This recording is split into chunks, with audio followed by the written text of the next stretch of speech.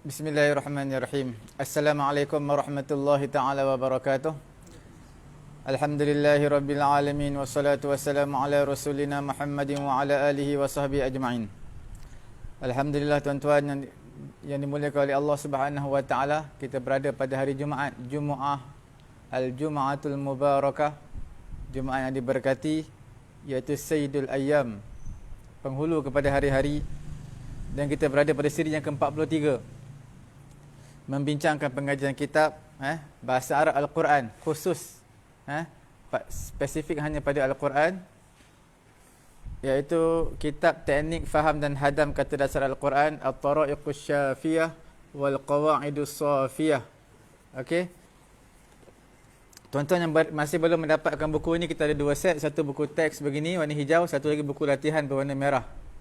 Tuan-tuan boleh dapatkanlah. Admin pun ada masukkan sebentar lagi nombor telefon yang tuan-tuan boleh hubungi. Dalam masa sehari ataupun paling lewat 2 hari akan sampai ke tempat tuan-tuan, insya-Allah. Kemudian seperti mana yang tuan-tuan sedia maklum, kita terbahagi kepada 3 bahagian. Bahagian yang pertama, pemus Al-Quran, diambil oleh Ustaz Anggah, dan bahagian yang kedua akan diambil oleh saya sendiri, iaitu perkataan seerti ataupun bahasa Melayu yang hampir sama dengan bahasa Arab. Dan perkara bahagian yang ketiga adalah Ustaz Agong, iaitu mengenai dengan teknik yang terpilih, kaedah terpilih yang diguna pakai dalam Al-Quranul Karim. Dan kita nak manfaat pada hari Jumaat ini sama-sama tersebar luas seantero dunia, dengan tuan-tuan menekan butang share di sebelah kiri bawah. Tuan-tuan tekan butang share tersebut supaya ramai lagi dapat share bersama dengan sahabat-sahabat kita yang lain. Tanpa melengahkan masa, saya terus pergi kepada bahagian yang pertama, ia akan diambil oleh Ustaz Anggah. Dipersilakan.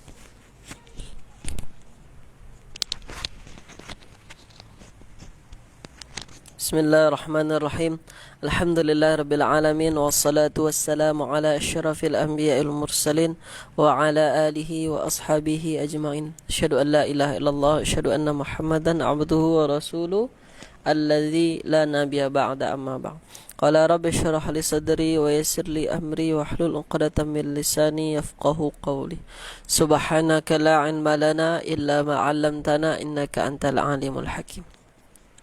Tuan-puan, pelajar-pelajar yang sedang menyaksikan live kita yang dimuliakan Allah Subhanahu wa taala, pada pagi hari ini seperti biasa saya mengambil bahagian Qamus Kata Dasar Al-Quran, yang mana pada Jumaah Mubarakah ini kita akan lanjutkan, kita akan teruskan daripada kata yang kita senaraikan yang telah berlalu. Pada hari ini kita berada pada muka surat ke-174 pada huruf Kaf, ya. Kita sudah habiskan huruf Qaf, sekarang kita masuk huruf Kaf, muka surat ke-174. Jadi tuan-puan, kita mulakan dengan huruf Kaf, Ta dan Ba, ya. Kaf, Ta dan Ba. Ini dia. Jadi huruf Kaf, Ta dan Ba ini fiilnya adalah kataba yaktubu, ya. Kataba yaktubu ini selalu didengar bagi tuan-puan yang sudah belajar bahasa Arab, ya, asas atau dasar, ini selalu digunakan. Kataba yaktubu, fa'ala yaf'ulu, bermakna menulis atau mewajibkan. Itu dia. Lepas tu ada kata-kata kitabun, kitab. Kalau kata kitab jamaknya kutubun. Ini dah biasa dah kita dengarkan. Buku, ya, ini dah biasa kita dengarkan. Sebab kan memang ada juga ini sudah menjadi bahasa keseharian kita, bahasa Melayu. Kitab apa yang dibaca? Buku apa yang dibaca maknanya. Lepas tu ada kata-kata kataba. Ini adalah fi'il tambahan satu huruf. Kataba. Apa wazan yang digunakan? Kalau kita rujuk pada muka surat 14, fa'ala. Tambahan huruf alif setelah huruf fa dia. Fa'ala, maka ada alif juga setelah huruf fa pertama. Kataba. Ya, apa mudhari'nya? Yukatibu. Fa'ala yufa'ilu. Kataba yukatibu. Apa maknanya? Tulis perjanjian. Ini hamba, ya, tulis perjanjian. Lepas tu ada lagi fiilnya iktataba. Wazan yang digunakan ifta'ala. Apa mudhari'nya? Ifta'ala yafta'ilu. Iktataba yaktatibu. Bermakna salin juga, catit juga. Jadi tuan-puan, di dalam Al-Quran ni banyak sangat kita jumpai dengan menggunakan huruf ka, kaf, ta dan ba ini. Misalnya dia menggunakan kata-kata kitabun banyak pada Al-Baqarah ya. Ayat kedua, surah Al-Baqarah ayat kedua, alif lam mim zalikal kitabu la raiba fi hudal lil muttaqin. Dia menggunakan kata-kata kitab. Okey. Lepas tu pada surah Al-Baqarah juga dia menggunakan fi'il mudhari'nya yaktubu. Muka surat ayat ke-79. Ni Al-Baqarah ayat ke-79. Pada ayat fawailul lillazina yaktubunal kitaba biaidihim. Ini dia yaktubuna, dia menggunakan fi'il mudhari'.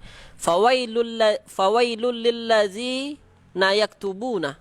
Celakalah bagi orang yang menuliskan Alkitab dengan tangannya mereka sendiri. Itu dia. Jadi dia menggunakan fi'il mudhari'. Lepas tu pada juzuk 30 juga. Juzuk 30 dia menggunakan kata-kata kitab juga pada surah Al-Insyiqaq. Al-Insyiqaq ayat ke-7. Boleh tuan-puan buka nanti. Fa amma man utiya kitabahu biyaminih. Dia menggunakan kata-kata kitab.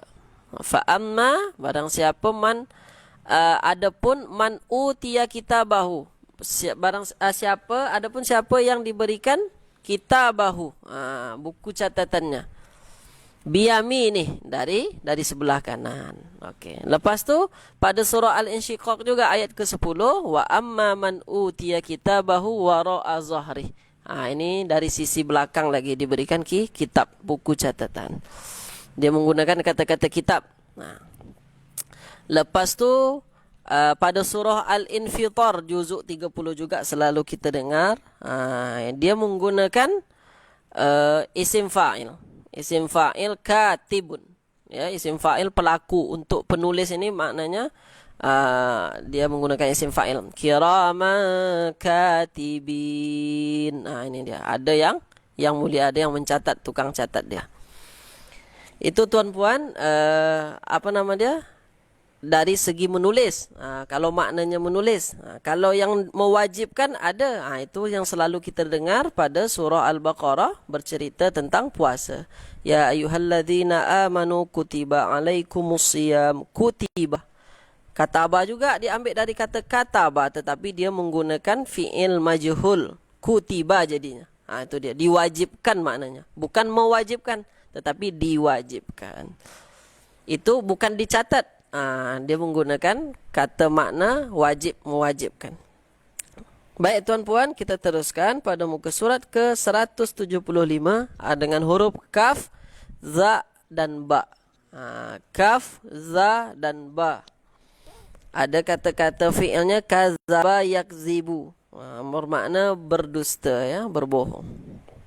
Lepas tu ada kata-kata kazibun. Ini adalah kata terbitan dia, isim dia, pembohongan. Kalau dia berbohong bermakna kadzibun, pembohongan. Lepas tu kazzaba, dia fi'il madhi tambahan satu huruf di tengah. Fa'ala yufa'ilu, kazzaba yukazzibu.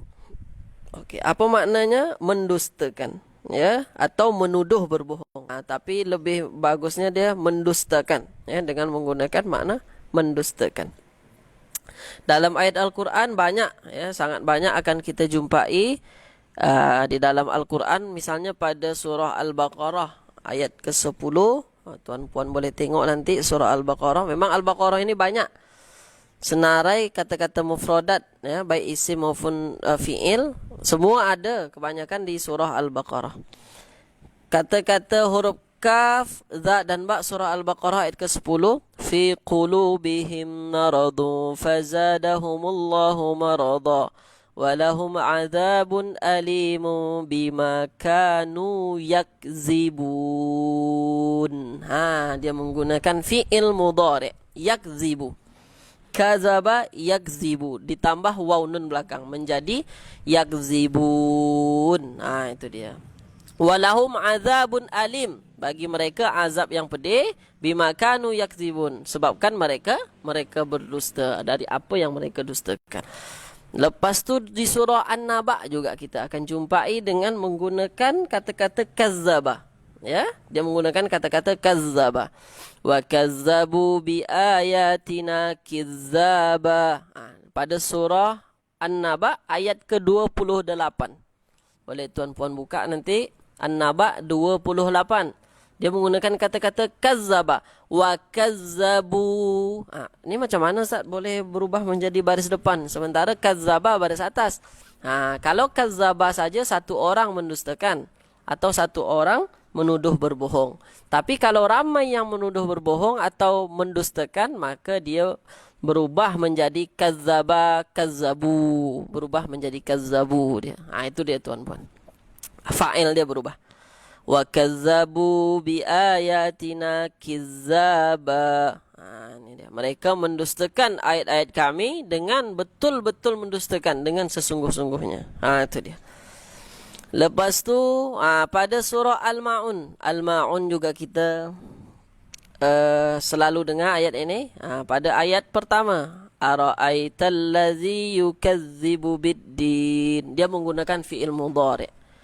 Fi'il mudhari' dari apa? Dari kazzaba. Kazzaba itu tuan-puan mudhari'nya adalah yukazzibu. Ini dia. Ara'aital ladzi yukazzibu biddin. Tahukah kamu orang yang mendustakan agama? Itu dia tuan-puan. Boleh nanti banyak tuan-puan akan jumpai di dalam ayat-ayat Al-Quran yang menggunakan 3 huruf ini. Huruf kaf, huruf za, dan huruf ba. Kita teruskan muka surat 175, huruf kaf, ra, dan mim. Ya, ini yang terakhir mungkin dari saya, kamus kata dasar kita. Selepas ini kita masuk pada ayat surah Yasin. Huruf kaf, ra, dan mim. Ini dia. Huruf kaf, ra, dan mim. Ini banyak akan kita jumpai nih dalam Al-Quran tuan-puan. Fi'ilnya akrama. Bermakna dia teruskan kepada tambahan 1 huruf. Tak ada yang 3 huruf. Sebenarnya bukan tak ada. Ada. Dalam kamus bahasa Arab banyak. Tetapi dalam Al-Quran dia ditambahkan 1 huruf. Akrama. Af'ala wazan dia. Yuf'ilu. Akrama. Mudhari'nya yukrimu. Okey. Lepas tu karrama. Karrama fa'ala wazan dia muka surat 14. Fa'ala yufa'ilu. Karrama yukarrimu. Okey. Memberi penghormatan. Kalau akrama memuliakan. Lepas ni karrama memberi penghormatan. Okey. Lepas tu karimun. Ini dia adalah karimun, jamaknya kiramun. Karimun dia menggunakan isim wazan fa'ilun. Kalau dia disandarkan kepada Allah, maka ini menjadi sirah mubalaghah. Ya, Allah yang maha mulia. Mulia, baik, selesa. Jika Allah yang punya sifat ini, maka itu dinamakan sirah mubalaghah. Sirah yang tersangat-sangat. Karimun jamaknya kiramun, maknanya mulia. Dalam Al-Quran misalnya tuan-puan dapati pada juzuk 30 ya. Surah Al-Fajr ayat ke-17. Nanti boleh dibuka. Dia menggunakan fi'il mudhari' daripada akrama. Akrama ini fi'il madhi. Sementara dalam juzuk ke-30 surah Al-Fajr ayat 17 dia menggunakan fi'il mudhari'. Kalla bal la tukrimunal yatim. Ini dia. Bal la tukrimuna. Tukrimuna dia diambil dari akrama yukrimu. Yukrimu ini ya-nya diganti dengan ta menjadi tukrimu tambah waw nun belakang. Itu dia.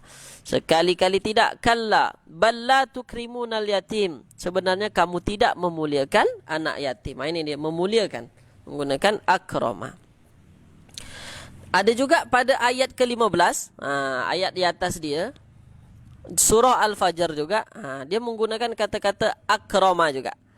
Fa'ammal insanu idza mabtalahu rabbuhu fa'akramah. Fa'akramah. Akrama juga.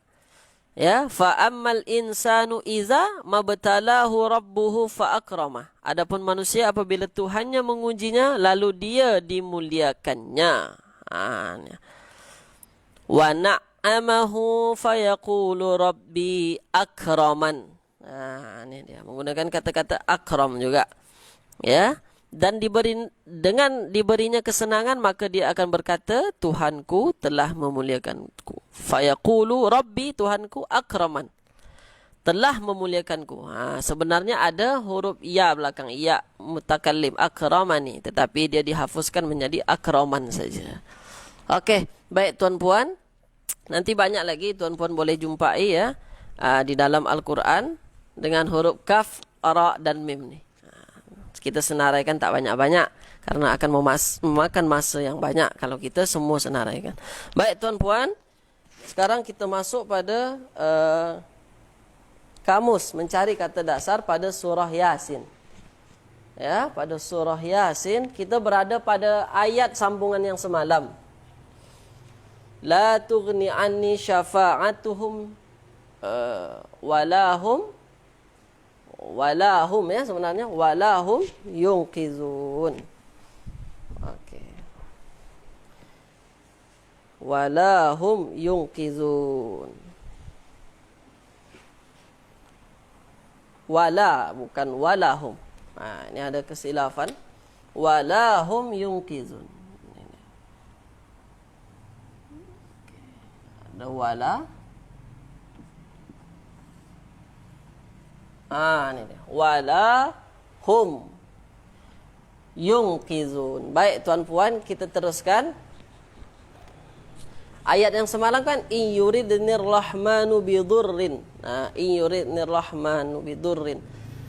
Jika Allah menghendaki kemudaratan bidurrin. Okey. La tughni anni syafa'atuhum.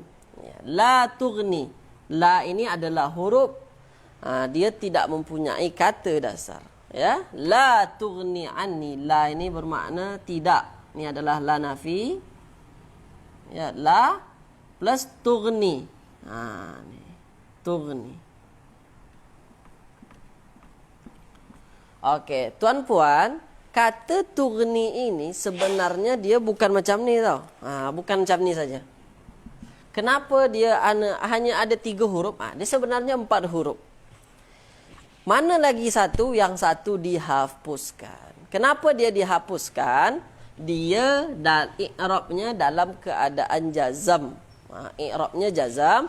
Dan jazamnya itu dengan membuang huruf. Yang telah diajarkan oleh Ustaz Agung dalam kaedah i'rabnya. Membuang huruf. Ini membuang huruf ilat. Sebenarnya ada huruf ilat belakang. Okey. Kita tengok kenapa dia jazam? Karena dia adalah jawab syarat daripada syarat yang pertama dulu. Okey? In yurid.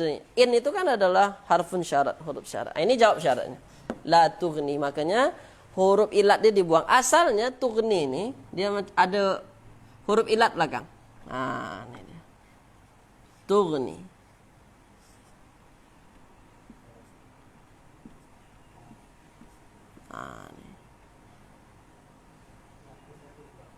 Tughni. Okey. Okey tuan-puan ya.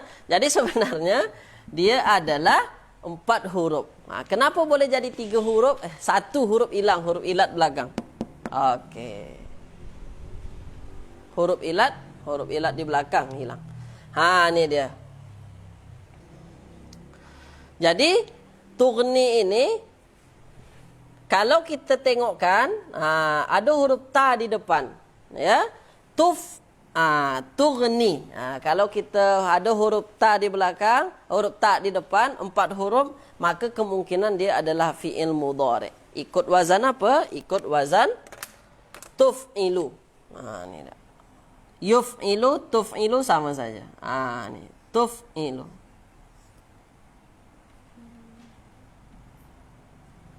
Ni dia ta. Ya, ta tu huruf mudhara'ah dia, huruf fi'il mudhari' dia. Tughni, tuf'ilu. Okey, maka huruf dasar dari setiap wazan adalah 3 huruf saja. Huruf fa, huruf ain, huruf lam.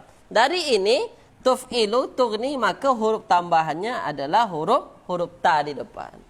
Maka kalau kita tengok ni tughni ni huruf ta di depan saja huruf tambahan, maka tinggallah huruf ghain, ya, huruf nun, huruf iya.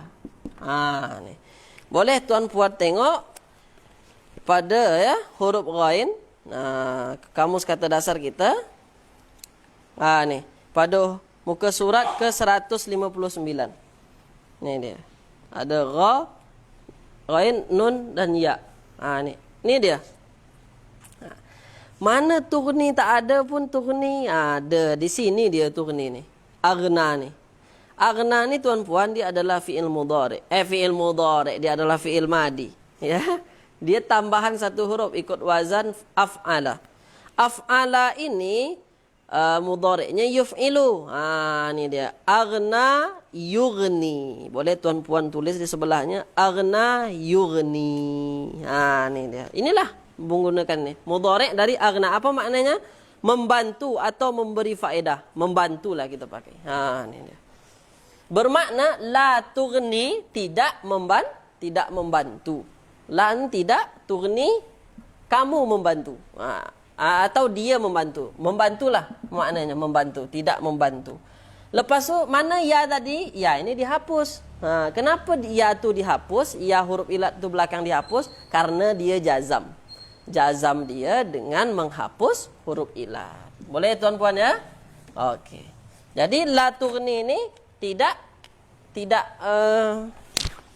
membantu. Tidak membantu. Ini tidak, ini membantu. Okey. Anni. Anni ini dia gabungan daripada an plus ni. Anni. Boleh dimaknakan anni ni. An itu adalah huruf jar. Dia tak ada kata dasar. Ni. Untuk saya ya. Bermakna anni ni bagi saya. Boleh dimaknakan dengan bagi saya. Okey.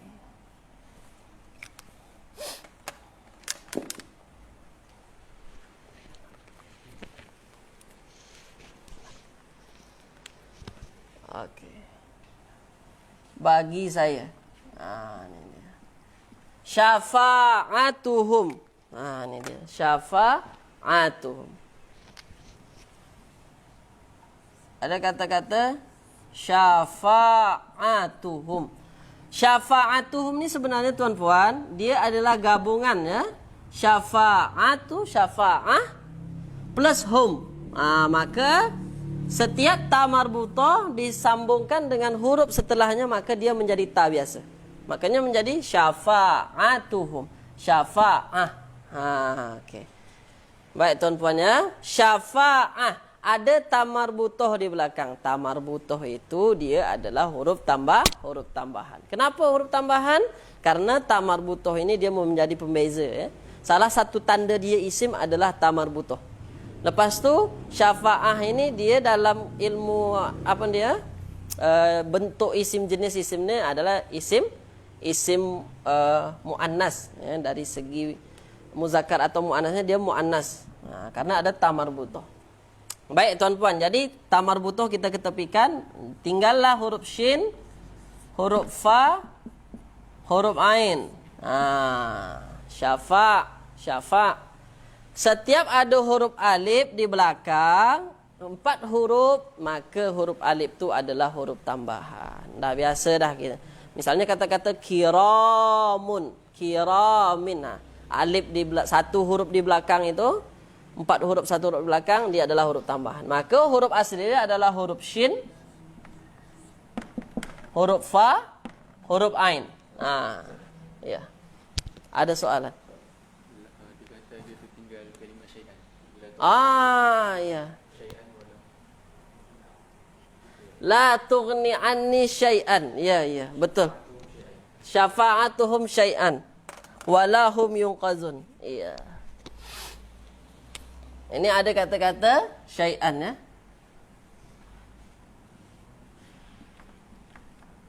Okey, terima kasih banyak-banyak bagi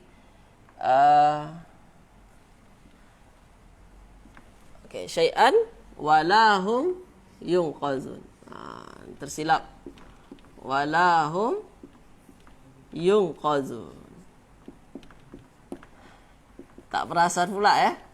Okay. Terima kasih bagi yang sudah mengingatkan. Baik tuan-puan, kita teruskan. Ini dia. Jadi huruf shin, huruf fa, huruf ain kita boleh buka pada huruf shin ya. Shin, fa dan ain. Nah, ini dia. Boleh tuan-puan buka muka surat ke 130. Ini dia. 130. Huruf shin, huruf fa, huruf ain ya. Ini dia. Ini kata-kata dia di atas. Huruf shin, huruf fa, huruf ain. Ini ada kata-kata syafa'ah di sini. Apa makna syafa'at atau bantuan? Okey. Syafa'atuhum. Syafa'atuhum bermakna bantuan mereka. Okey. Bantuan mereka. Okey.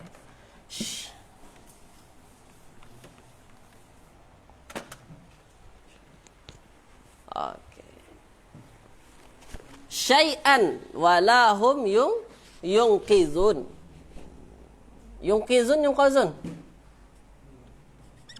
Yunqizun. Ya kan? Yunqizun kan? Ya, bukan yunqazun, yunqizun. Walahum yunqizun. Ini dia. Syai'an. Syai'an ini kita tak apa nama dia? Tak perlu pening-pening karena sudah 3 huruf. Syai'an. Huruf sya, huruf ya, huruf hamzah. Boleh tuan-puan tengok huruf sya, huruf ya, huruf hamzah. Ini dia. Ini dia. Syai'un. Ini dia. Huruf sya, huruf ya, huruf hamzah. Ini ada kata-kata syai'un. Okey. Sesuatu.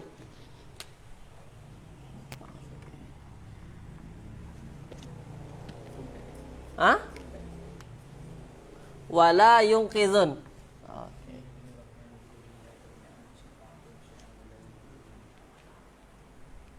Wala yunqizun. Okey, tak ada hum Ya, tak ada. Dah dicek Al-Quran. Ini salah dosa jariah saya nanti. Mengajarkan sesuatu yang sesat. Okey. Okey, baik tuan-puan. Ya, tak ada ya. Ayat okey, la tughni anni syafa'atum syai'an wala yunqizun. Okey? Fix ya? Tak ada. Okey. Wala yunqizun. Sekarang kita masuk ke wa dan la. La, wa itu dan ya, dia tak ada kata dasar. Okey. Ya, tak ada. Tak ada. Okey. Wala, la tidak. Dan tidak juga ini la nafi dia. Tidak. Yunqizun. Yunqizun. Kalau kita tengok tuan-puan dia ikut wazan yuf'ilun. Yuf'iluna. Yunqizuna. Yuf'iluna. Setiap ada waw dan nun ini belakang dia adalah huruf tambahan. Senang saja. Maka karena ini huruf aslinya adalah huruf fa, ain dan lam fi'il. Ya? Okey. Jadi yunqizun yuf'ilun. Yunqizun yuf'ilun. Huruf asli dia adalah huruf fa sukun, maka nun sukun, huruf asli. Lepas tu ain dia baris kasrah, qaf baris kasrah. Okey, huruf asli. Lam dia baris dhammah, za dia baris dhammah. Ni dia. Huruf asli dia adalah huruf nun, huruf qaf, huruf za. Boleh tuan-puan buka. Okey, ini dia. Muka surat ke 195. Ya, ini 195, ini dia. Huruf nun, huruf qaf, huruf za. Okey. Anqaza. Ini dia tuan-puan. Anqaza ini dia ikut wazan af'ala. Af'ala ini mudhari'nya yuf'ilu. Maka anqaza mudhari'nya yunqizu. Okey. Apa maknanya? Anqaza ini bermakna menyelamatkan. Okey. Yunqizun. Okey. Yunqizun. Bermakna anqaza. Okey, anqaza yunqizu. Ditambahkan waw nun ini. Waw nun ini sebagai fa'il dia nanti. Waw nun ini ya. Ini dia. Yunqizun bermakna banyak itu ya, mereka itu bermakna. Okey. Apa makna anqaza tadi? Menyelamatkan. Bermakna tidak menyelamatkan. Menyelamatkan.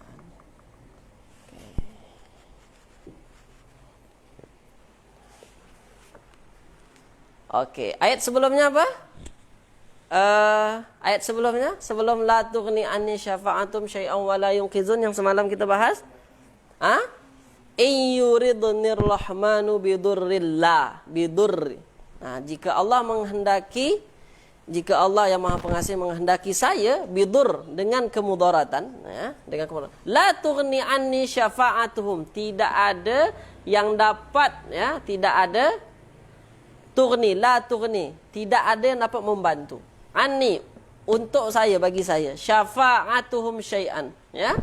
Sesuatu, segala sesuatu dari mereka, segala sesuatu bantuan daripada mereka.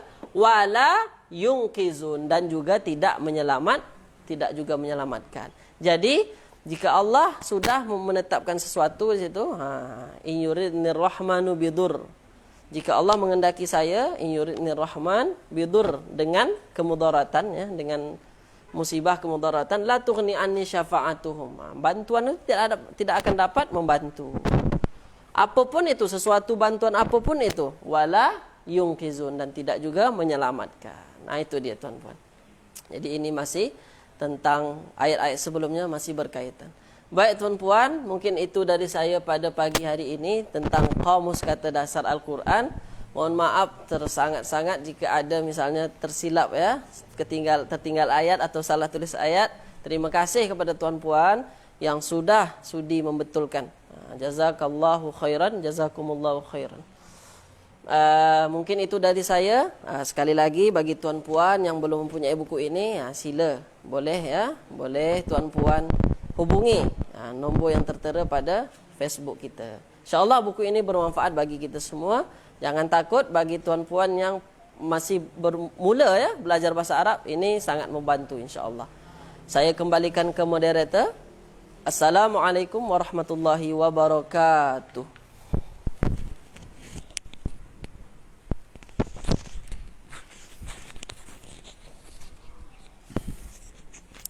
Terima kasih, jazakallah khairan katsira diucapkan kepada Ustaz Anggah, kerana memberi satu komitmen yang sangat penting dalam memahami Qamus Al-Quran. Dan seterusnya bahagian yang kedua saya akan mengambil, dan seterusnya Ustaz Agong lah, dan dia juga akan menutup majlis sebentar lagi. Bismillahirrahmanirrahim. Alhamdulillahirabbil alamin. Wassalatu wassalamu ala rasulina Muhammadin wa ala alihi wa sahbihi ajma'in. Alhamdulillah, kita berada dalam perbincangan teknik faham dan hadam kata dasar Al-Quran. Okey, kita pada muka surat yang ke berapa? Muka surat yang ke 228.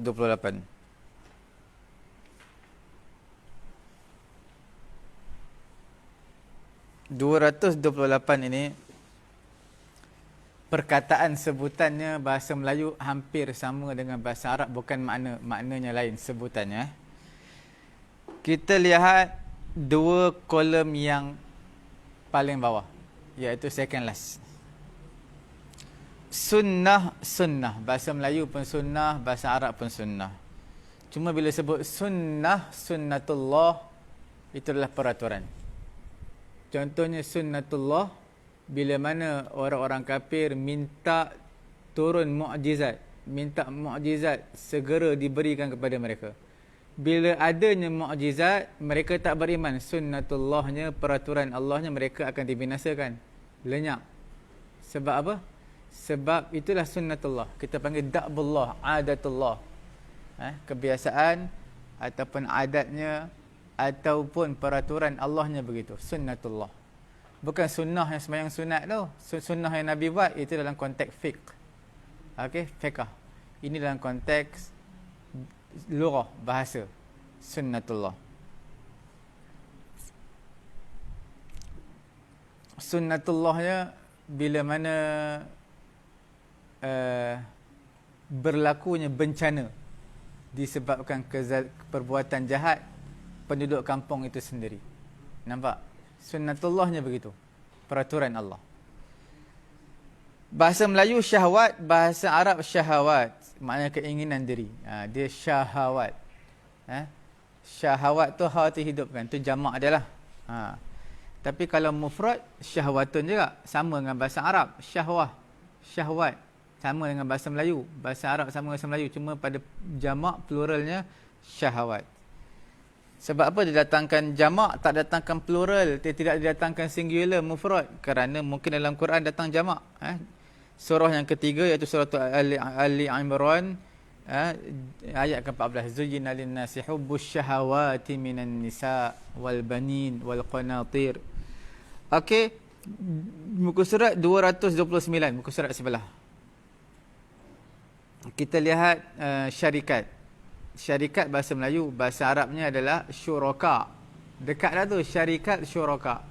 Cuma maksudnya lain. Syuraka ni makna yang bersekutu, makna rakan-rakan kongsi.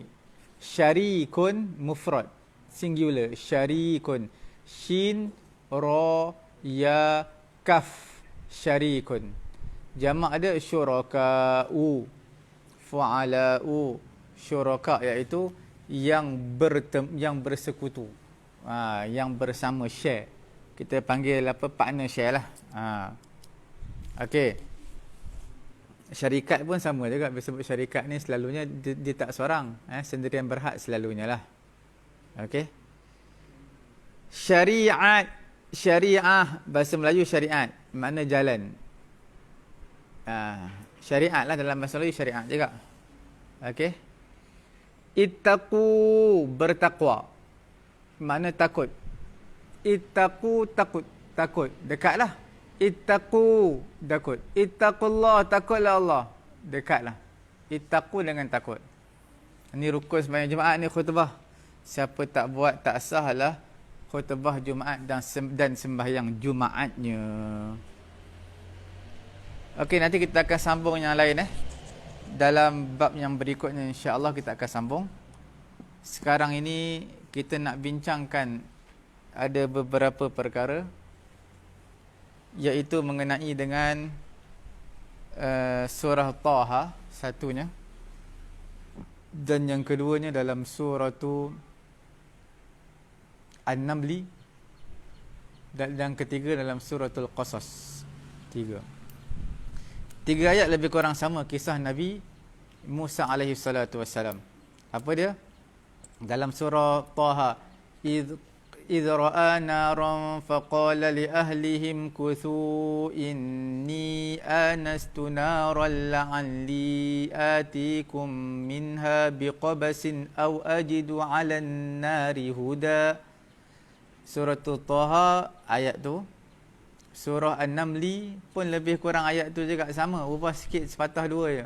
Begitu juga dengan suratul Qasas. Kita nak bincang mengenai ayat tu. Sebelum daripada tu, suka saya sebutkan di sini mengenai dengan apa dia? Iaitu dalam surah Taha ni, tuan-tuan baca yang pertama ayat Taha ma anzalna 'alaikal qur'ana litashqa. Lagi? Tadhkiratan liman yakhsha tanzilam. Tak apa pekat tulisan.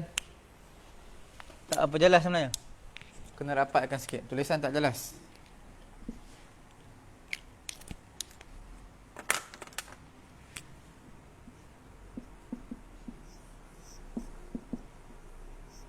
Tanzilam mimman khalaqal arda was samawatil ula. apa nampak ni? Tak nampak.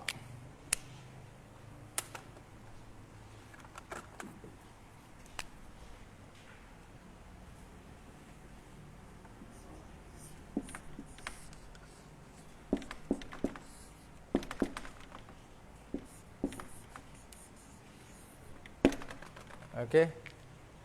Nampak tak apa jelas.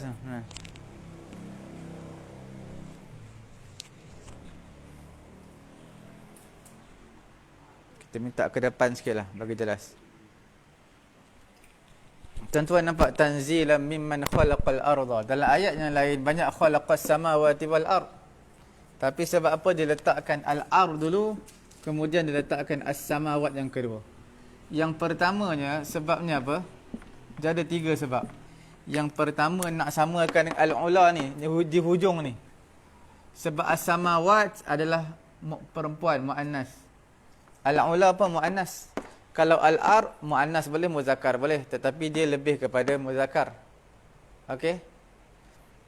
Jadi sebab itu nak sesuaikan ayat hujung. Sebab apa? Ayat hujung dia kan semua ma anzalna 'alaikal qur'ana litashqa illa tadhkiratan liman yakhsha tanzilan mimman khalaqal arda was samawati al-'ula ar-rahmanu 'alal 'arsy istawa. Semua sama-sama hujung dia. Itu yang pertamanya. Yang keduanya sebab kalau langit dengan bumi siapa cipta diciptakan dulu? Bumi diciptakan dulu baru langit. Sebab itulah sebabnya dahulukan al-ard. Yang ketiganya kita tengok ayat dia. Sebelum ni apa? Ma anzalna 'alaikal qur'ana litashqa illa tadhkiratan liman yakhsha tanzilan mimman khalaqal arda was samawati al-'ula. Okey. Kita tengok sebelum ayat ni Ma anzalna 'alaikal qur'ana litashqa illa tadhkiratan liman yakhsha. Siapa yang takut mengambil peringatan terhadap Quran? Penduduk bumi dulu. Penduduk bumi yang takut, Jadi sebab itu dia ambil letakkan penduduk bumi dulu barulah as-samawat. Penduduk langit. Okey. Kemudian pada ayat yang bawah tu tuan-tuan akan jumpa dalam surah Taha. Surah Taha ni juzuk berapa? Juzuk yang ke-16. Okey.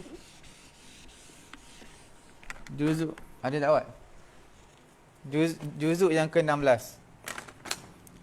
Juzuk ke-16 5 lai 1 muka. Kemudian tuan-tuan buka suratul Namli, An-Namli, suratul Namli, suratul Semut. An-Namlu iaitu page yang pertama. Kemudian tuan-tuan buka suratul Qasas, juzuk yang ke-20 4 lai. 1 lai, 2 lai, 4 lai. Di atas sekali ayat dia. Semua ayat sama kalau tuan-tuan perhatikan 3 surah ni semua ayat sama. Juzuk 16 adalah 5 lai plus 1 page. Juzuk apa? 16. Kemudian suratul Namli page yang pertama juzuk 19. Juzuk 19 tuan-tuan buka, dalam tu ada suratul Namli. Suratul Namli page yang pertama. Bukan page yang pertama juzuk 19, page yang pertama ada daripada suratul Namli. Kemudian yang kedua adalah yang ketiga juzuk ke-20 suratul Qasas. 4 lai tepatlah, ayat atas sekali. Semua ni kalau tuan-tuan perhatikan, kita nampak ada sedikit persamaan. Dalam surah Taha, apa dia? Dalam surah Taha, idh ra'a naran faqala li ahlihim kuthu inni anastu nara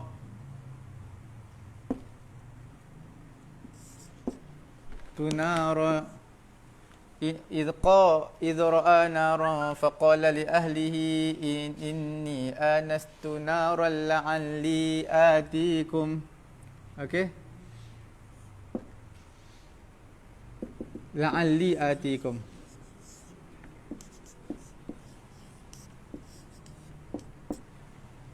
Tuan-tuan nampak walaupun tulisan dia halus. Kemudian dalam surah An-Namli, suratul Namli tuan-tuan lihat suratul Namli ada ayat apa tu? Apa nama ni? إذ قال موسى لأهله إني آنست نارا سآتيكم منها بخبر سآتيكم منها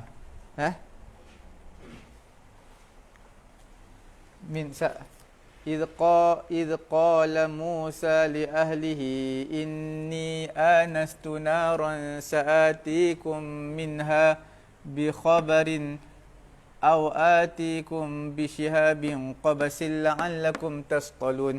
Okey. Satu lagi dalam suratul Qasas.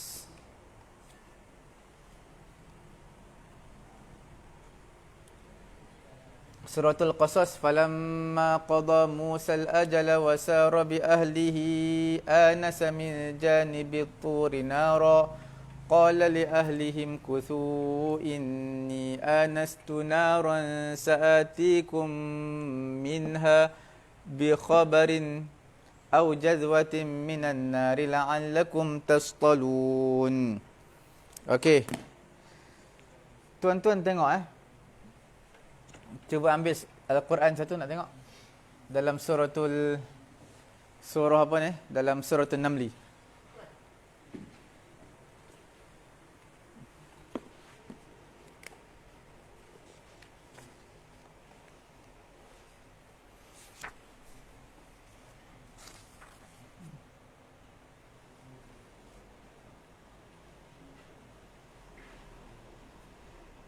Okey.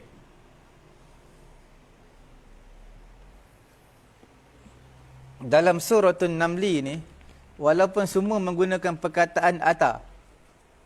Tuan-tuan nampak semua gunakan perkataan ata. Suratul Taha ata. Surah apa lagi? Surah An-Namli ata. Surah apa lagi? Surah Al-Qasas ata. Atikum. Kalau kita lihat dalam surah Taha, dia banyak menggunakan perkataan ata. Apa dia? Falana'tiyannaka bisihrin mislihi faj'al thumma tu saffan laqad ji'ta thumma saffa ji'ta. Apa lagi dalam surah Taha banyak summa ata. Semua perkataan ata tu banyak datang dalam surah Taha. Manakala dalam surah Namli perkataan atikum juga, tapi dengan makna ja'a tau. Sebab apa ja'a? Sebab di dalam selepas daripada ayat ni, falamma ja'aha nudiya an burika man fin nari wa man haulaha. Selepas daripada ayat ni dalam surah Namli 19. Ja'a, sebab apa perkataan ja'a selepas ayat ni? Sebab banyak datang dalam surah Namli semua ja'a. Falamma ja'a Sulaiman qala atumiddunani bimalin fama atani Allah. Nampak?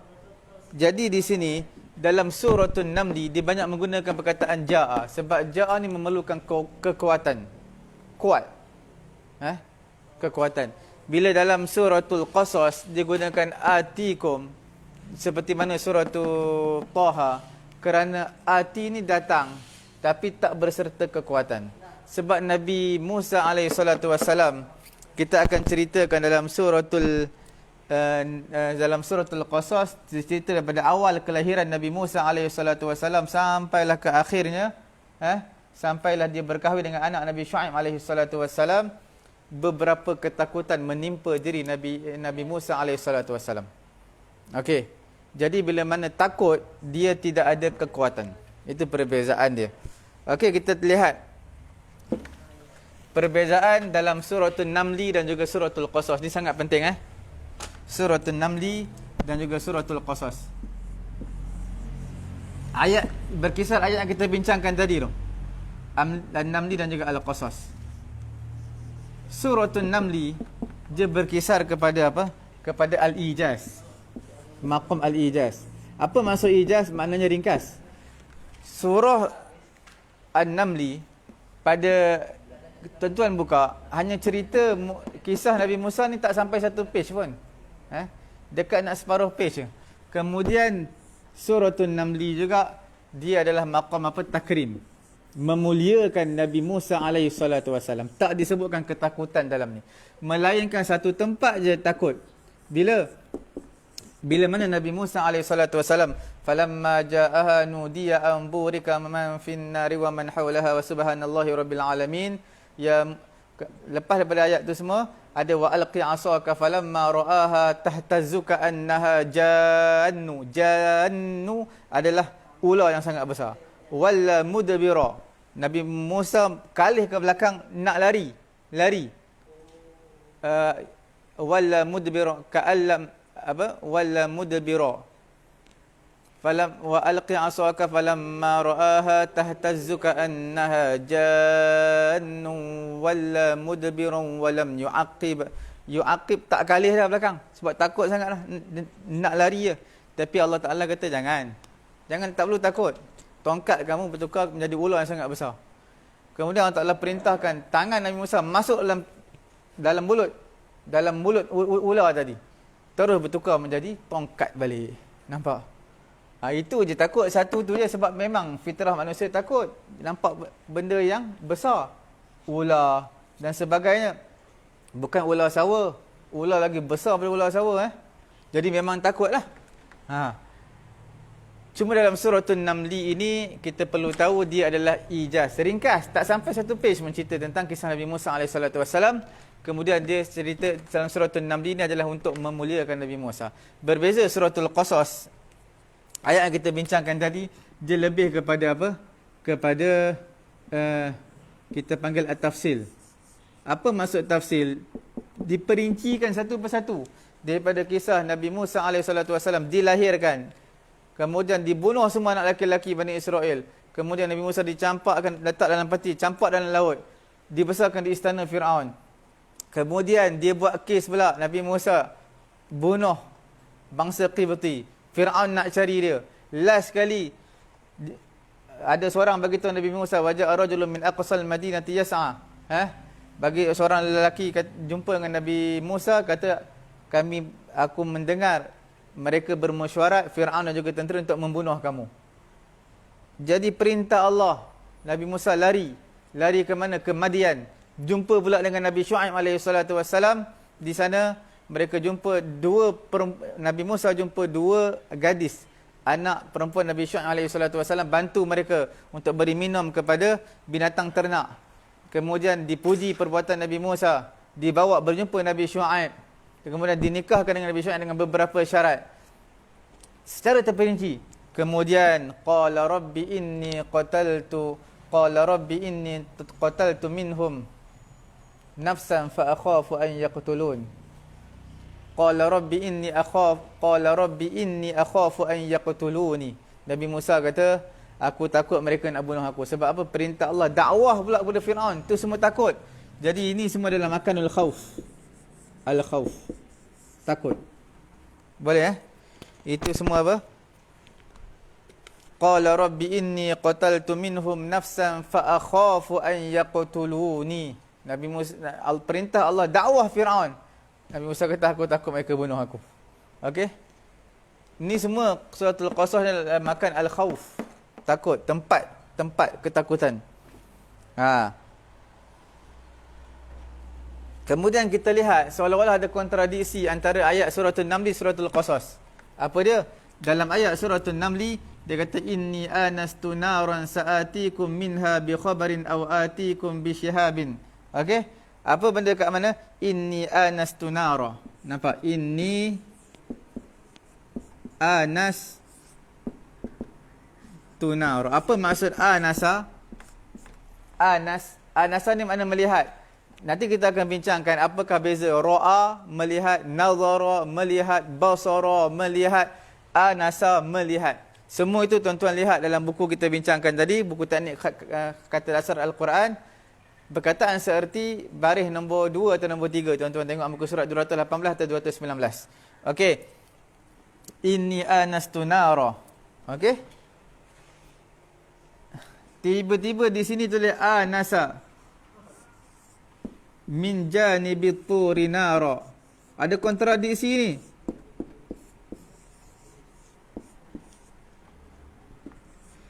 Sekejap Allah Ta'ala kata, Nabi Musa kata, aku lihat api. Sekejap Nabi Musa kata dalam suratul Qasas ni, suratul Namli, suratul Qasas, anasa min janibit turi nara. Nabi Musa kata,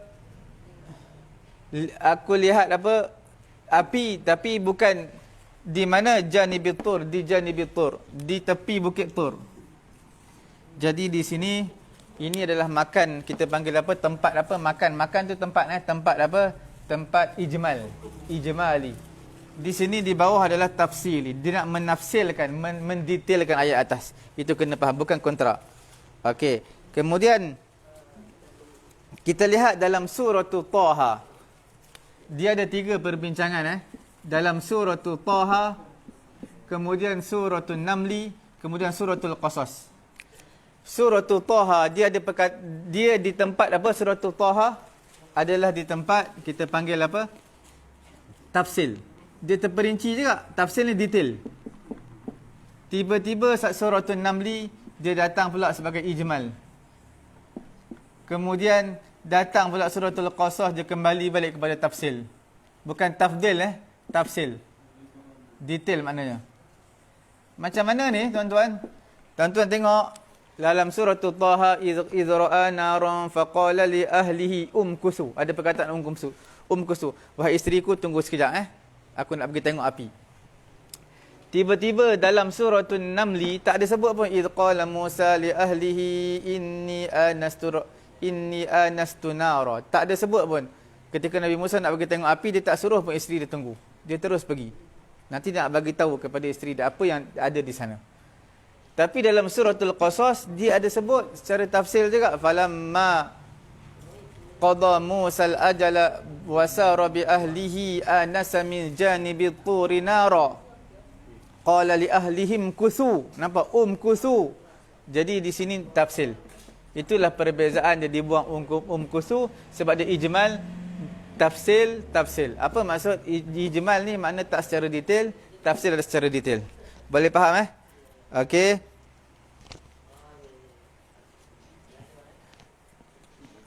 Kami mengharapkan tuan-tuan dapat ikutilah dengan baik. Kemudian seterusnya kita nak bincangkan di sini apa lagi? Perkataan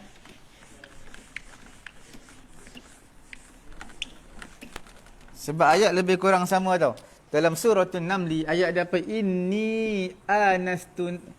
Inni sa'atikum bi khabarin. Aku nak bawa datang kepada kamu satu khabar. Aku nak tengok api kat sana. Okey. Sa'atikum. Okey.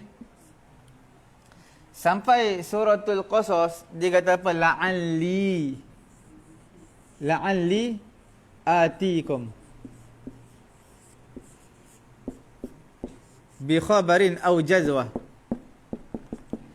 Sebab apa di sini tuan-tuan lihat? Qala li ahlihim kuthu inni anastu naran la'alli atikum. Menggunakan perkataan suratul Qasas menggunakan perkataan la'alli, tapi dalam suratul Namli inni anastu naran sa'atikum menggunakan perkataan sa'atikum. Apa beza la'alli atikum dengan sa'atikum? Tuan-tuan, mana lebih kuat? Di sini dalam suratul Qasas lebih kuat dan dalam suratul Namli lebih kuat. Suratul Qasas tak apa nak kuat. Sebab apa ya? Kita dah bagi tahu tadi suratul Namli makanut takrim, tempat kemuliaan. Pasti aku akan datang, sesungguhnya aku akan datang kepada kamu satu perkhabaran. Makna dengan quwah, bil quwah, dengan kekuatan. Tapi dalam maqam al-khawf, rasa takut, dia boleh sebut la'anli. Nanti kemungkinan aku akan bawa datang kepada kamu. Nampak? Menggunakan perkataan la'anli. La'anli tak sekuat sa'atikum. Sebab itu dalam suratul Qasas ni dipanggil harfut taraji. Banyak dalam suratul Qasas ni maqam al-khawf banyak. Suratul Qasas banyak datangkan la'anli dengan asa. Itu semua huruf apa? At-taraji. Taraji berarti rojak. Rojak ni bukan rojak pesembur. Rojak mana pengharapan. Boleh? Rojak tu mana pengharapan. Ra, jim, alif, hamzah. Roja'un. Mana pengharapan. Okey. dalam suratul Qasas, asa an yanfa'ana aw nattakhidahu waladan wa hum la yash'urun. Suratul Qasas. Asa rabbi an yahdiyani sawa'as sabil. Suratul Qasas. La'alli attali'u ila ilahi Musa. Suratul Qasas. La'alli atikum min. Suratul Qasas juga. Okey. Jadi semua itu daripada apa? Suratul Qasas banyak menggunakan perkataan asa dan juga la'alli sampai suratul Qasas dalam ayat yang sama, la'alli atikum minha bi khabarin aw jazwatin minan nari la'allakum. Guna kat la'allakum tastalun. Okey? Banyak menggunakan la'alla. Sebab apa? Pada ketika khauf, dia tak ada keyakinan diri tau. Kita ketika kita takut, tak boleh buat keputusan. Sebab itu hakim ketika dia marah sangat, ketika dia takut sangat, dia tak boleh jatuhkan keputusan. Ketika dia lapar sangat, ketika dia dahaga sangat, tak boleh jatuhkan hukuman atau keputusan. Dia kena tangguh dulu. Perbicaraan kes ditangguhkan. Sebab dia tak sarapan pagi lagi. Sebab seseorang hakim, kita belajar dalam fiqhul qada, sistem untuk menjatuhkan hukuman seorang hakim, macam mana dia tak boleh terlampau lapar, tak ada sesuatu pun yang boleh mengganggu emosi dia. Okey, bila terlampau lapar dia akan jadi lain. Terlampau dahaga dia akan jadi lain. Terlampau marah dia akan jadi lain. Bila mana dalam keadaan takut sangat, celaru, dia akan jadi lain. Dia akan ubah semua. Jadi sebab itu tak boleh buat keputusan. Adamul wusuq, tidak ada keyakinan diri. Tapi pada maqam at-takrim di atas suratul Namli ada keyakinan diri. Itu perbezaan dia. Sebab tu dia kata sa'atikum, sebab dia yakin. Okey. Kemudian kalau kita lihat lagi dalam ayat ini, antara perkataan dalam suratul Namli, inni sa'atikum minha bi khabarin aw atikum bi syihab. Nampak lepas ni ada penambahan apa? Aw atikum bi syihabin. Okey. Bi syihab. Syihab sini la'alli atikum minha bi khabarin aw jazwatin. Syihab dengan jazwah mana lagi kuat? Syihab dengan jazwah mana lagi kuat? Okey. Untuk pengetahuan tuan-tuan dan juga puan-puan yang dirahmati Allah Subhanahu wa taala. Syihab ini apa? Syihab ini adalah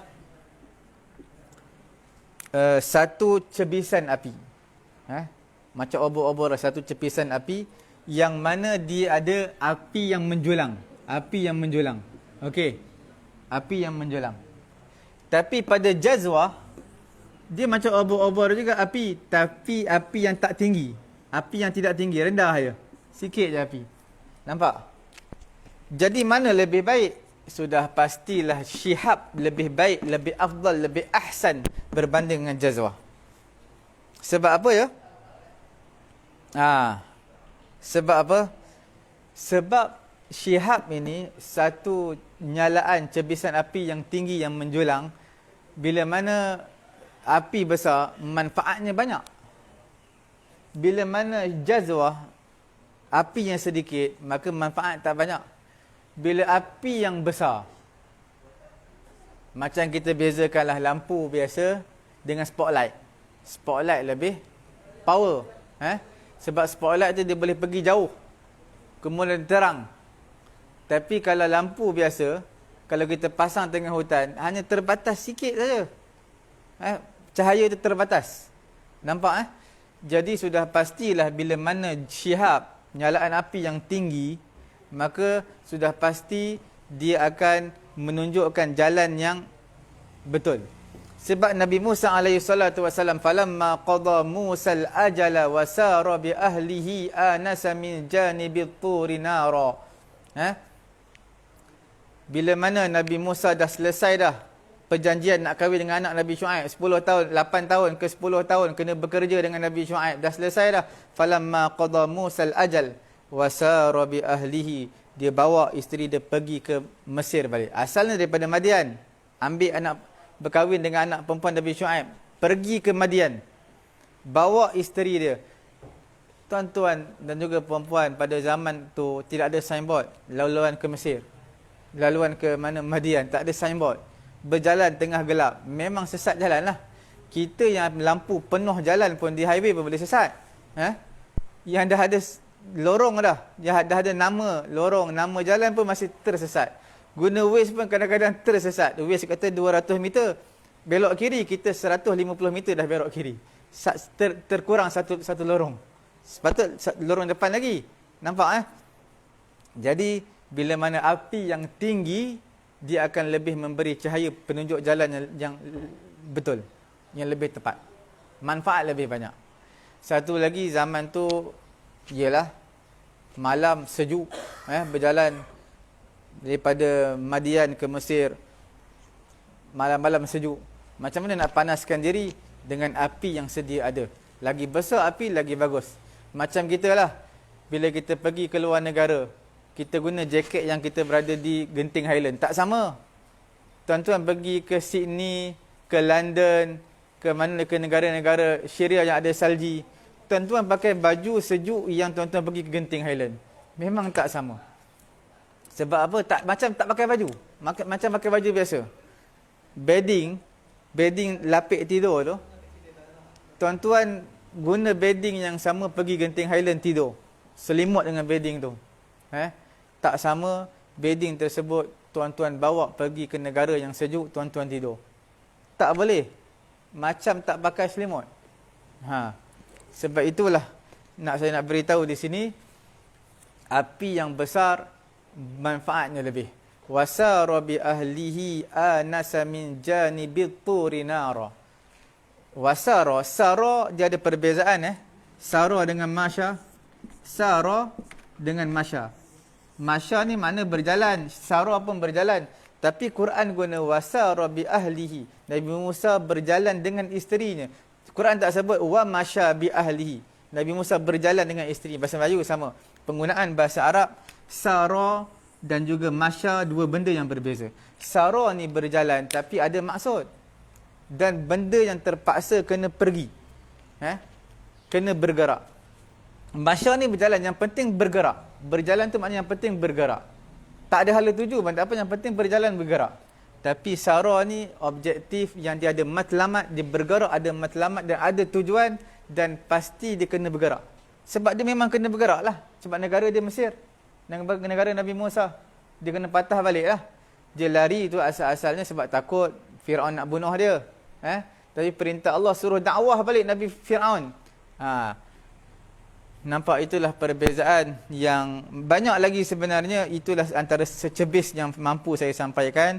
Mudah-mudahan Allah Subhanahu wa taala memberi kefahaman kepada kita, insya-Allah.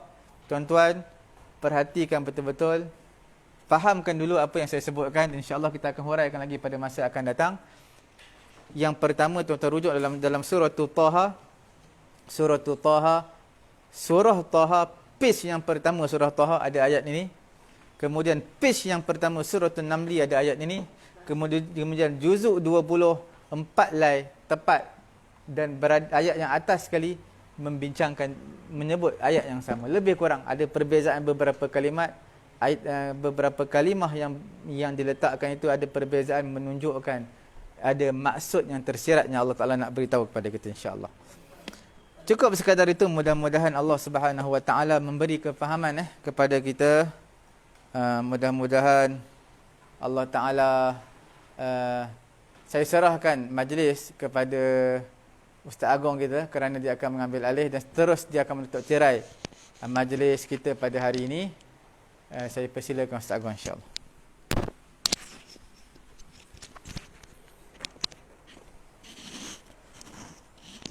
Bismillahirrahmanirrahim. Assalamualaikum warahmatullahi wabarakatuh. Alhamdulillah wassalatu wassalamu ala Rasulillah la nabiyya ba'da, amma ba'. Rabbi shrah li sadri wa yassir li amri wahlul 'uqdatam min lisani yafqahu qawli. Terima kasih kepada Ustaz Farid, dan alhamdulillah kita sudah mendengarkan syarahan daripada Ustaz Angga dan Ustaz Farid. mengenai bahasa Arab Al-Quran. Dan alhamdulillah kita telah sampai pada sesi terakhir, iaitu kaedah terpilih untuk memahami dan hadam kata dasar Al-Quran. Dan alhamdulillah sebenarnya kita sudah menghabiskan 20 kaedah, dan itu pun 2 kali kita habiskan. Jadi yang kali pertama tu dah sampai daripada siri yang pertama hingga ke-21. Yang kedua itu daripada siri yang ke-22 hingga siri yang ke-41. Dari ke siri ke-21 hingga ke siri 22 hingga ke siri 41. Jadi alhamdulillah hari ini kita macam semalam kita ringkaskan lagi semua kaedah yang dah kita belajar. Yang sebelum ni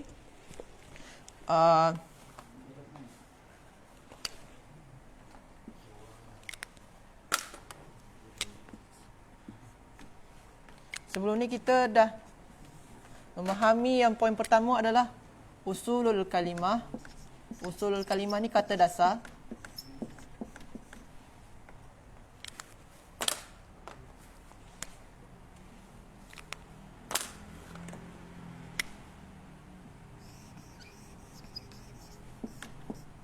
Usulul kalimati, ini kata dasar. Ini kata dasar. Kata dasar ada, macam semalam, ada yang tak punya kata dasar, ada yang punya. Ada yang 3 huruf saja kata dasar dia, ada yang 4 huruf. Selepas itu daripada kata dasar kita belajar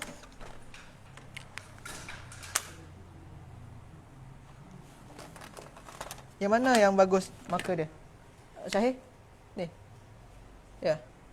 Lepas tu kita belajar al-fi'il al-madi. Fi'il madi dan juga al-fi'il al-mudhari'. Yang mana? Ni. Fi'il mudhari'. Ini kita dah belajar semalam. Fi'il madi, lepas tu fi'il mudhari'. Fi'il madi ni kita kena tahu wazan dia. Wazan atau corak dia. Corak dia ada 9 corak yang berkaitan dengan surah Yasin dan surah Al-Fatihah. Macam fa'ala, fa'af'ala, siap tu fa'ala, ada 9 corak. Boleh tuan-tuan dan puan-puan rujuk pada kaedah terpilih 3. Di semua tu ada 9 corak. Dan apa fungsi dia? Daripada corak ni kita boleh mencari kata dasar.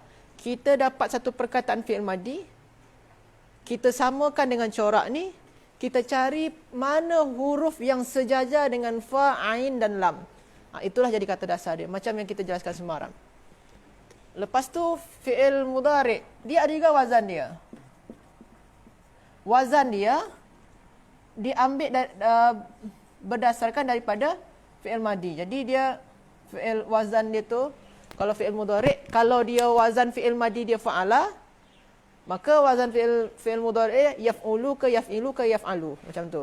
Kalau wazan fi'il madi dia af'ala, wazan fi'il mudhari' dia yuf'ilu, mesti yuf'ilu. Kalau wazan fi'il madi dia fa'ala, fi'il mudhari' dia mesti wazan dia yufa'ilu. Kalau sini nazzala, sini berarti yunazzilu. Kalau sini dabbara, sini yudabbiru. Macam tu. Dia wazan fi'il mudhari' masih ada kaitan langsung dengan fi'il madi. Sebab tu tajuk dia tu tajuk dia pada yang kaedah terpilih 5, daripada madi ke mudhari'.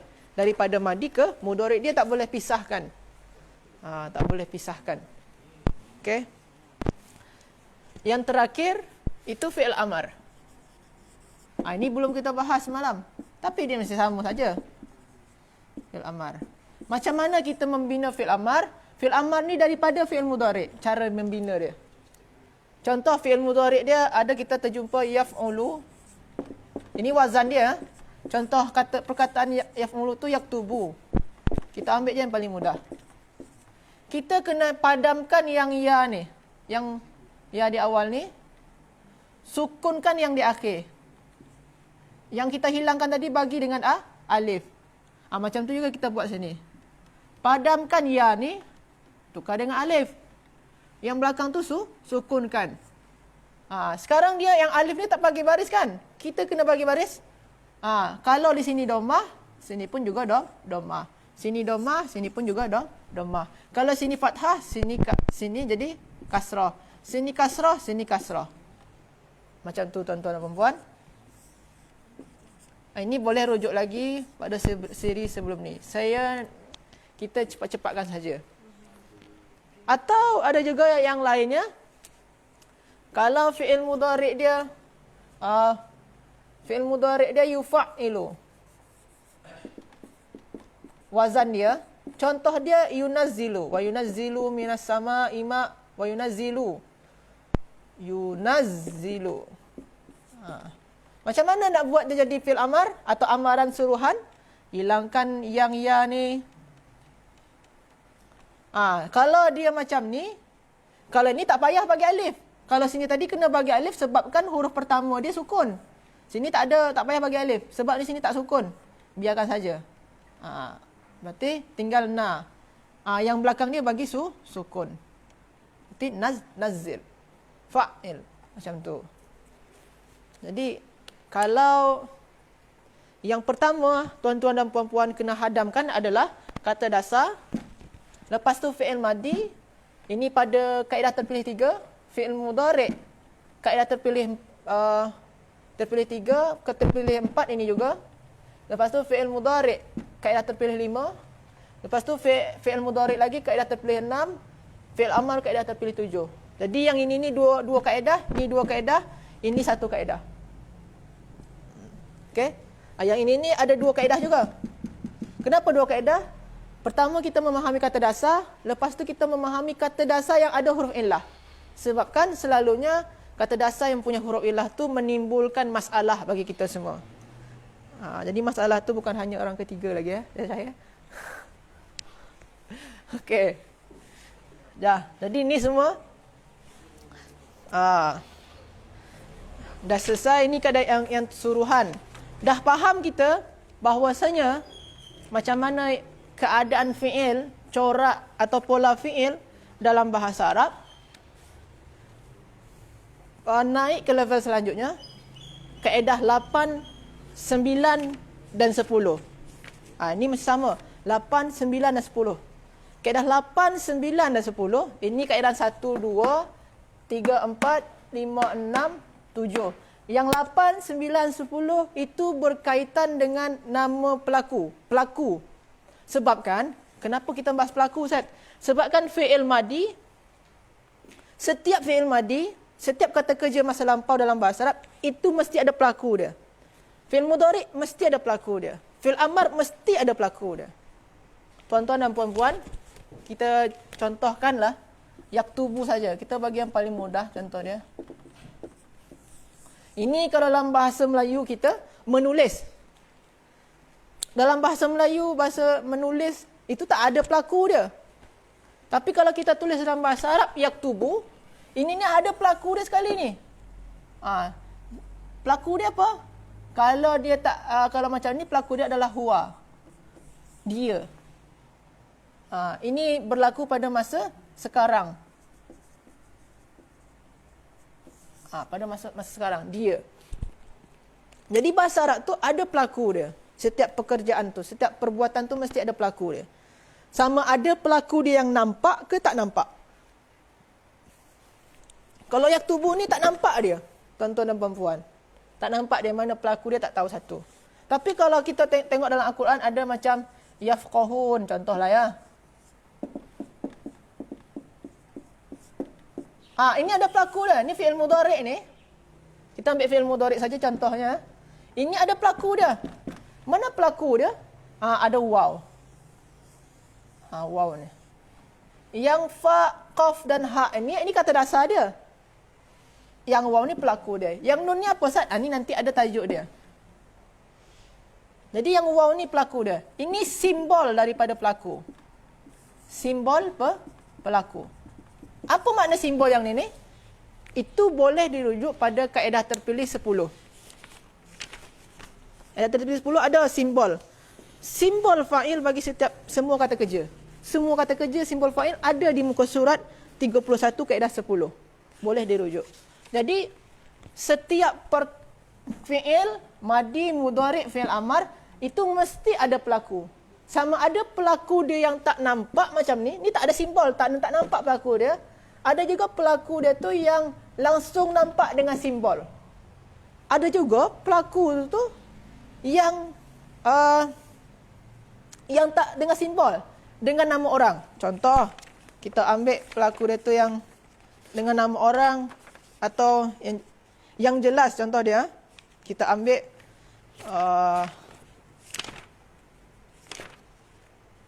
sini.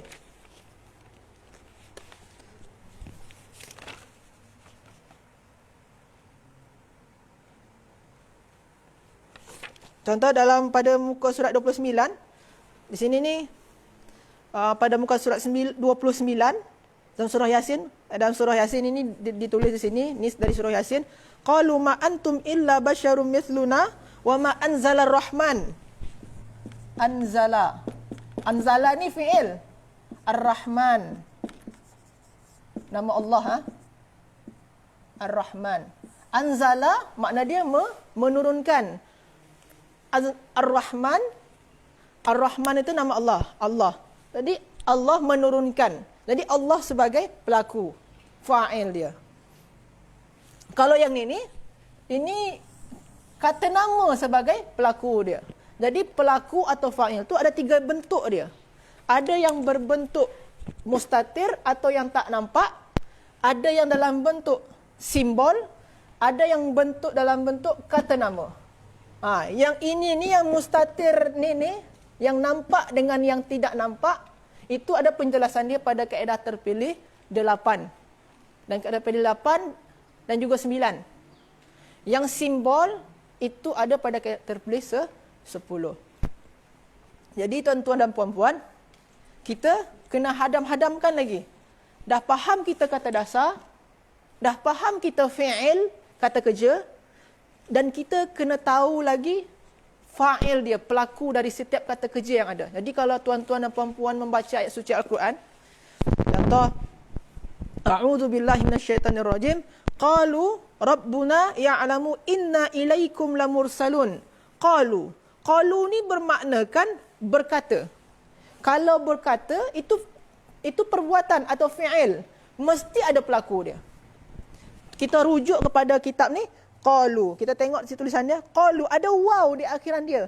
Maka waw tu sebagai fa'il. Jadi ada simbol dia. Kalau ada simbol tu sebagai fa'il. Jadi waw ni sebagai fa'il. Apa makna simbol waw ni? Kita rujuk kepada kaedah terpilih 10. Tengok, ini qalu ni makna ini ni adalah fi'il madi. Jadi kita kena tahu fi'il madi ke fi'il mudhari'. Kita tengok yang mana fi'il madi. Ini fi'il madi. Pada muka surat 10, 31, ini fi'il madi. Kita tengok simbol yang waw. Wow, ini dia. Makna dia ramai, mereka. Jadi mereka berkata. Rabbuna, Tuhan kami, ya'lamu. Ya'lamu ni tak ada simbol di sini. Tak ada simbol sini. Dan tak ada kata nama sebagai pelaku. Inna ni bukan kata nama. Tak ada kata nama. Selepas dia tu tak ada kata nama yang boleh dipelaku. Jadi pelaku ni dalam bahasa Arab dia selepas perbuatan. Ini perbuatan dia tak, selepas tu baru ada pelaku. Tapi sini tak ada pelaku dia. Inna ni bukanlah kata nama yang boleh jadikan sebagai fa'il. Maka pelaku ya'lamu ni adalah tidak tampak. Ya'lamu tak tampak. Kita tengok ini fi'il, ini ya'lamu ada ya di awal, maknanya dia fi'il mudhari'. Kalau fi'il mudhari', ni tak tampak ni, titik-titik ni macam ni, maknanya tak tampak ni. Tapi dia diawali oleh ya. Ada yang tidak tampak tu diawali oleh ta. Ada yang tidak tampak tu diawali oleh ta. Ada yang tidak tampak tu itu saja. Diawali oleh hamzah dan nun. Kalau yang diawali ya, dia bermaknakan huwa. Dia. Maknanya di sini, dia mengetahui. Dia mengetahui. Mereka berkata, Tuhan kami, dia mengetahui sesungguhnya kami, ilaikum kepada kamu, lamursalun. Benarlah sebagai utusan. Jadi tuan-tuan dan puan-puan, kita kena, kalau nak hadamkan tentang fa'il atau kata nama pelaku, kata nama pelaku dia atau yang pelaku perbuatan, sebuah perbuatan, itu rujuk pada kaedah terpilih 8. Kaedah terpilih 8 ni masih berkenaan dengan fa'il yang tak nampak dengan yang nampak. Kaedah terpilih 9 ini berkaitan dengan fa'il yang nampak dan juga sedikit mengenai simbol-simbol dia. Yang kaedah 10 ini semua simbol dah disenaraikan di kaedah terpilih 10. Simbol daripada pelaku untuk setiap perbuatan. Jadi tuan-tuan dan puan-puan, selain daripada kita memahami kata dasar, lepas tu memahami kata kerja masa lampau, lepas tu memahami kata kerja fi'il mudhari', lepas tu memahami kata kerja amaran atau suruhan, kita kena tahu pelaku dari setiap fi'il-fi'il tersebut. Okey. Okey tuan-tuan dan puan-puan, kita masuk yang 11. Kalau kata yang kaedah terpilih 11, kita masih berkenaan dengan fi'il, tapi dia agak berbeza sedikit. Kalau fi'il yang sini, fi'il mudhari', fi'il amar, ini kita contoh dia menulis. Dalam bahasa mana-mana pun, mesti ada itu perbezaan antara menulis dengan ditulis. Menulis adalah aktif, kata kerja aktif. Kalau ditulis adalah pasif. Jadi ada active verb, ada passive verb. Itu ada pada kaedah terpilih 11. Di sini dijelaskan. Jadi mana yang aktif, mana yang pasif. Contoh dalam Al-Quran mana? Contoh dia kalau kataba itu menulis atau mewajibkan. Tapi dalam surah Al-Baqarah, ya ayyuhalladzina amanu, kutiba di sana. Kutiba itu diwajibkan. Kutiba alaikum, diwajibkan. Kutiba diwajibkan. Tapi kalau kataba mewajibkan. Kataballahu apa? Atau menulis. Ada yang mewajibkan? Ada. Jadi ada yang aktif, ada yang pasif. Itu ada pada muka surat 33. Kaedah terpilih 11. Jadi selain fi'il madi, mudhari', fi'il amar yang dalam bentuk aktif, kita juga kena hadamkan fi'il atau kata kerja dalam bentuk pasif. Contoh di sini ni. Sini ni kalau di yang dalam kitab ni la yarji'un. Yarji'un ni maknanya mereka kembali, mereka tidak kembali. Kalau turja'un dikembalikan. Yarji'un mereka kembali. Kembali itu aktif. Tapi turja'un dikembalikan. Jadi berbeza dia. Sini ni dzukirtum. Kalian, tum tu kalian. Makna tum, simbol tum ni makna dia kalian. Kalian dzukir, dzukir diingatkan. Kalau zakara mengingatkan. Kalau dzukir diingatkan. Jadi aktif dengan pasif. Cara dia dah ada pada muka surat 33. Yang ni kita ambil sedikit cara dia. Kalau untuk fi'il madi, kita tengok tuan-tuan dan puan-puan, fi'il madi di sini. Untuk fi'il madi, ni ada cara dia. Untuk fi'il mudhari' ni ada cara dia. Pada muka surat 33. Ada tabel dia. Kita cubalah, try. Yaktubu lah kita ambil, yaktubu. Fi'il mudhari' ya. Cara dia macam mana? Baris depankan huruf pertama. Mana huruf pertama? Ya ni huruf pertama. Baris depankan. Lepas tu huruf sebelum akhir dibaris ataskan. Huruf sebelum akhir mana? Yang ta ni. Baris atas. Nanti jadi dia yuktabu. Maka ini dah berubah makna dia. Tadi makna dia menulis. Sekarang ditulis. Tadi makna dia mewajibkan. Sekarang diwajibkan. Kita ambil lah start yang fi'il madi ni. Fi'il mudhari' je. Fi'il madi dia macam mana? Contoh nazzala. Nazzala. Nazzala.